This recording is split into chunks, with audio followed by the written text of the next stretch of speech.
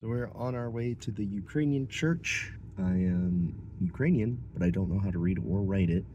So it's gonna be an interesting thing to see. I was not expecting this project to be difficult. However, I was not prepared for the obstacles that I had to overcome. So I'm at the church. There's like nobody here. We'll see if the church is unlocked. Locked, but I did find a plaque that had some Ukrainian writing and looked at it through just my camera phone. My initial thought was that it was when the church was constructed. However, I found out that it's actually just the name of the church. Unfortunately, that was the only type of Ukrainian that I could actually find. I gave them a call and actually got in touch with the priest there who directed me to another church. Checked the hours, looked good, went there later in the evening, accompanied by my mom, and spoiler alert, it was closed. There was a win in this situation though. We found a billboard with a Ukrainian poster on it that looked like a Bible study and information on how to get in contact with them. However, it was actually just the schedule of services. But an interesting note is at the bottom, it was prior agreement for baptisms, religious services, and confessions. Deadline desperation set in, and the suggestion of going to the TNT supermarket to read some Chinese on the menu and other products may have been our last hope. I'll keep the TNT supermarket pretty quick, as there were only about 3 products that actually didn't have the English translation right beside the Chinese writing.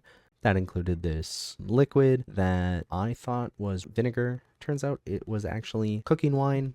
The second product I found was what I thought was breadcrumbs or coating for chicken, but it is actually chicken mix. The next product was actually the trickiest because when I looked around in its surroundings, I actually saw more desserts. So I thought it was cake in a can. It's actually Spam. But wait, there is hope. I was able to go to St. Basil's Ukrainian Catholic Church and meet with a lovely pastor, and he was able to give me a lot of information. He showed me an actual songbook that had writing in Ukrainian, but also how to phonetically pronounce them as well so that people could sing along during service. I thought that in the third last and last line, I saw something that looked like he or him in reference to God. Using that, I also thought I noticed a word like grace in the second paragraph of the first sentence. While I was correct in the reference to God, I was actually incorrect on the grace, but in fact it means except Almighty Father. What does this mean for the project?